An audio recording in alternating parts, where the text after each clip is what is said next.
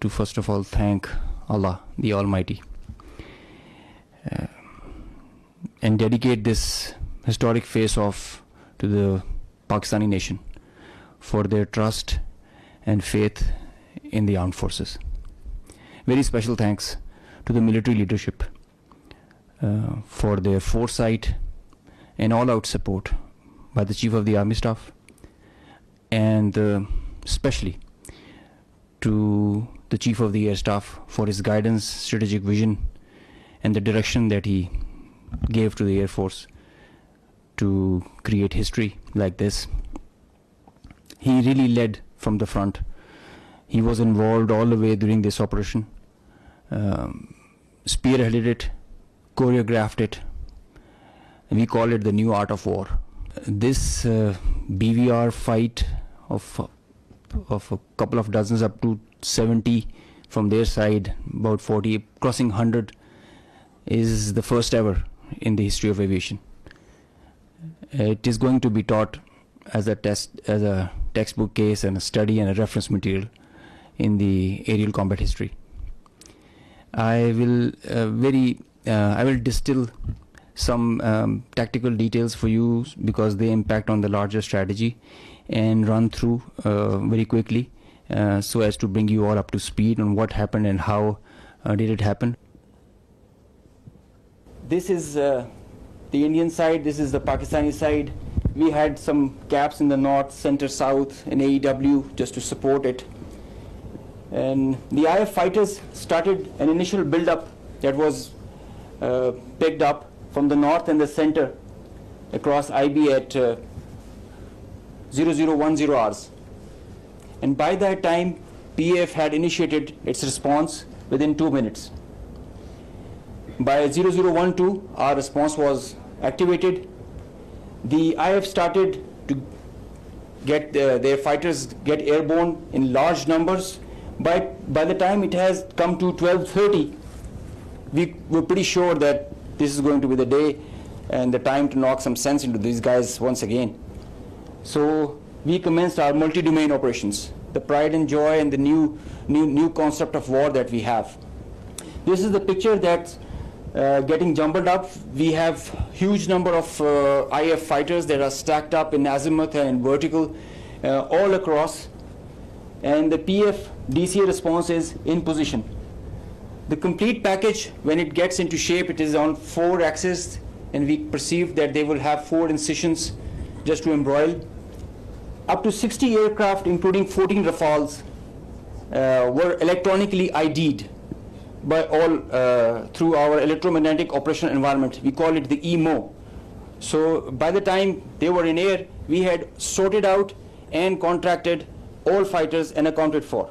The 60 number, that augmented to 72 through their scrambles that kept on coming just to reinforce and supplement and to saturate the air defense. They thought they could do that for the Pakistani ADG, air defense ground environment. The complete DCA package response by Pakistani side was also there. We had 42 high-tech aircraft on our side, and the strategy was to have force concentration in our selected AOR and fight at our own strength. PF fighters ensured Pakistan's air sovereignty, and because of that, we first rerouted all civilian traffic that was about to go from Lahore, Islamabad, and this area, because we thought that this is going to be the hot plate. So we wanted safety for all the civil airliners. When they had seen this kind of a strong defense on our side, they resorted to launching their air-to-ground weapons while being cis-frontier. And as soon as they had launched the weapons, we could ID that instantly. And the Chief of the Air Staff, as I mentioned, he was in the COC. He has been there for a couple of nights. I have seen him there. So when I said that he spearheaded and he led from the front, he really did that. And he changed the contract. We were given the rules of engagement first to deter. And as soon as this thing happened, we changed our rules of the game in the air from deter, to assure kill, deny own loss. PF strategy changed. We had a plan. We thought that Indians, the last time they said that they would have Rafales and they could have created any difference. So we targeted their center of gravity and the Rafales. That's why you see good numbers for that. We would have had more numbers, but we showed restraint. Ladies and gentlemen, the thing about this whole play time was this thing lasted for more than an hour. With so many large number of aircraft, so many large number of aircraft on both sides, with so many grinds, and the flow of the BVR, the modern warfare has changed so much that the long stick, the employment is if you don't shoot, you get shot. So that is why the art was to employ them optimally, and that was a big challenge for us. That is why I say that it has never happened before. These are the locations with the range bearing, electronic ID, that we think that we are sure that we have shot. A MiG-29 was shot 8 miles from LOC, bearing 243, 20 nautical miles from Srinagar. A Su-30 was shot 192, 19 miles, 25 miles from LOC. We have the exact details because you cannot, in the modern battlefield, you cannot conjure up things out of imagination. You have an electronic ID. The aircraft gets picked up by his data link. As soon as you put on your radar, you show yourself, and nobody can hide, nobody can deny that. A Rafale was shot 54 miles from LOC in Srinagar. So you can have all these details. We have exact range bearings because when you employ your weapon, you know exactly when the missile is getting active, when it is getting, and the blip is disappearing, which is verified as you get down for the debrief. So none of the claims have any fat in them. So they are pretty clear, pretty concise, pretty accurate. And I have a audio from a Rafale formation that I will share. The call sign is Godzilla.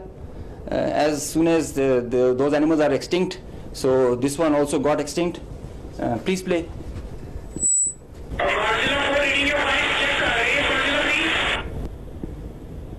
So he's asking whereabouts of his formation member.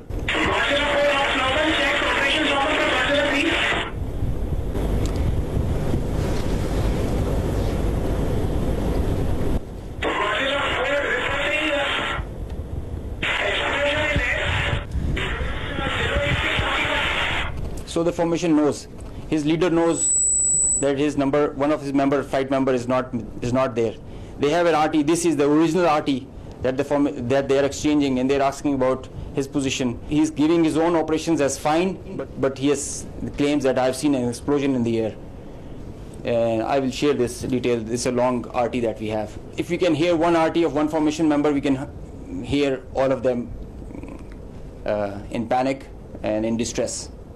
So the idea was to just to prize you guys and to share with you how complicated this was, how